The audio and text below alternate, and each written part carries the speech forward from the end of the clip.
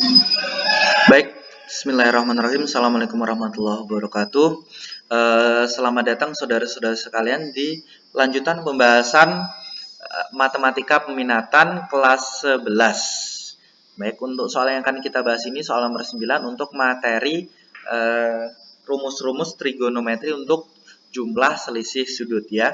Soal saya sajikan dalam bentuk pilihan ganda, silakan perhatikan. Sin alfanya adalah 3/5. Cos betanya adalah 12/13. Alfa adalah sudut tumpul. Ya, kalian harus ingat, hati-hati. Sudut tumpul berarti lebih dari 90 ya. Atau tapi kurang dari 180 kalau misalkan kita artikan secara gampang. Untuk betanya adalah sudut lancip. Nah, kemudian yang diminta menentukan adalah nilai dari sin alfa plus beta. Berapa? Kita nggak tahu alfanya berapa, betanya nggak tahu berapa. Tapi gimana cara menentukan dari informasi yang sudah diketahui? Maka caranya seperti ini. Kamu yang pertama harus ingat-ingat adalah nilai positif dan negatif dari suatu trigonometri berdasarkan kuadrannya. Ingat-ingat ya, di sini ya. Kuadran 1 semuanya positif, kuadran kedua yang positif hanya yang sin dan kosekan. Ya. Kosekan itu kebalikannya sinus kayak gitu. Kemudian kuadran ketiga yang positif adalah tangen dan kebalikannya yaitu kotangen, dan yang kuadran keempat yang positif adalah kosinus atau kebalikannya juga, dan kebalikannya juga sekan. Ingat-ingat singkatannya gimana? Kalau misalnya mengingat-ingat ini, semua bisa macam-macam ya. Salah satunya ini. Dari kuadran 1, 2, 3, 4. Semua cinta kos. Seperti itu. Semua cinta kos. Atau bisa juga gini. Semua sindikat tangannya kosong. Bisa seperti itu. Ya, macam-macam lah. Terserah kalian. Nah, kalau alfa sudut tumpul berarti dia kan di kuadran kedua. Yang positif apa? Yang positif adalah sin dan kosekan tadi. Ya, untuk kuadran kedua. Kemudian beta sudut lancip berarti dia di kuadran ke-1. Berarti semuanya positif. Ini kenapa kita harus mengetahuinya? Karena nanti kita akan menentukan ini nilai-nilai yang lainnya. Dia positif atau negatif seperti itu. Ya. Berikutnya yang akan kita lakukan untuk menentukan nilai sin alfa plus beta adalah kita harus ingat dulu nih, kita gali dulu ya. Sin alfa itu adalah 3/5 kan? 3/5 berarti D demi ya, sin kan demi tadi kan, D-nya 3, Mi-nya 5. Ini untuk alfa ya, yang sudut alfa. Maka kalau misalkan yang lain kita bisa mencari sa dulu. Untuk menentukan cos kan kita harus tahu sa ya. Berarti sa itu adalah sama dengan mi kuadrat min d kuadrat diakarkan. Mi kan yang paling panjang ya, sisi miring kan yang paling panjang, maka dia itu dikurang-kurangkan gitu. Kalau mencari mi, maka d kuadrat tambah sa kuadrat diakarkan. Ini pelajaran SMP kok. Seperti ini. Tapi biasanya kan dulu kalau di SMP kan pakainya apa? X, Y, R kayak gitu ya, atau A, B, C seperti itu. Ini tapi sama aja. Tinggal kita masukkan saja, Mi-nya adalah 5, D-nya adalah 3, dikuadratkan seperti ini. Ketemu 25 minus 9, 16 itu akarkan nilainya 4. Jadi sa-nya 4. Ini untuk semuanya sudut alfa ya.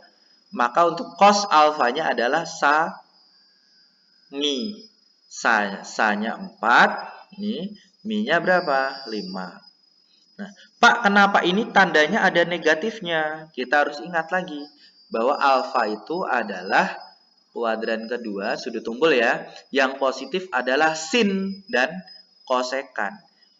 Sedangkan di sini adalah cos. Cos di kuadran kedua nilainya negatif. Ingat ya, yang positif kan sin sama kosek tadi. Maka di sini dia tandanya min. Jadi hasilnya cos alfa adalah min 4/5. Seperti itu. Pak, kenapa sih Pak kita kok repot-repot cari cosnya juga buat apa Pak? Nanti kamu tahu. Ya, nanti saya jelaskan. Kemudian sekarang kita mengeksplor yang sudut beta. Beta diketahuinya untuk cos beta adalah 12/13. Ya, seperti itu. Caranya menentukannya yang cos itu kan sami, ya kan? D-nya belum diketahui. Cara mencari D-nya masih sama persis dengan ini. Ya, kalau mencari D berarti kan mi kuadrat dikurangi sa kuadrat diakarkan. Jadi ini sudah tidak saya jelaskan lagi.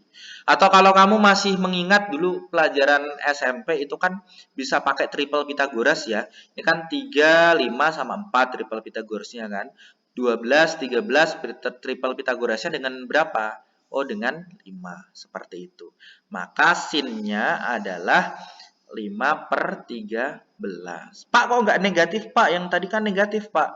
Ini, kamu perhatikan baik-baik.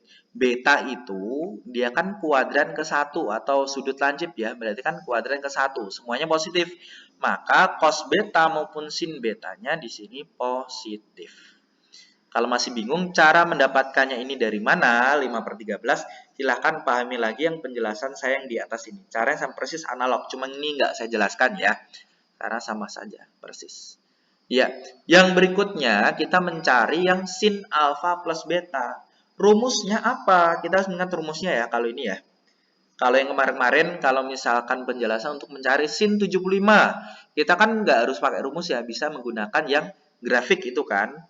Nah, tapi kalau ini, karena kita tidak tahu sudutnya berapa, kita pakai rumusnya. Nah, sin alfa plus beta itu adalah rumusnya. Kalau sin ya, sin itu berarti sin cos, cos sin. Alfa betanya urut saja. Kalau sin tanda penghubungnya plus, maka di sini plus juga. Oke, seperti itu. Inilah gunanya kenapa kita tadi mencari yang lain. Ketika yang diketahui kan sin alfa, yang ini ya, sama cos beta. Berarti yang diketahui hanya sin alfa sama cos betanya yang ini. Cos alfa dan sin betanya kan belum tahu, maka kita cari terlebih dahulu di sini. Seperti itu. Paham ya kenapa ini kita cari tadi? Karena kita butuh ini. Ya, tinggal kita masukkan saja sin alfanya berapa? 3/5. Diketahui tadi ya. Cos betanya berapa? 12/13. Diketahui juga. Tanda plusnya mengikuti. Cos alfanya berapa? Sudah kita hitung tadi di sini. Min 4/5. Sin betanya berapa? 5/13. Tinggal kita operasikan saja. Pak, boleh nggak 5 sama 5 ini coret, Pak? Kan biar gampang. Saya sarankan, memang ini tidak usah disederhanakan. Supaya nanti bisa sama dengan yang sisi sebelah sini. Langsung aja kalikan, nggak apa-apa. 3 kali 12 langsung 36. 5 kali 13 65. Plus kali min ya min.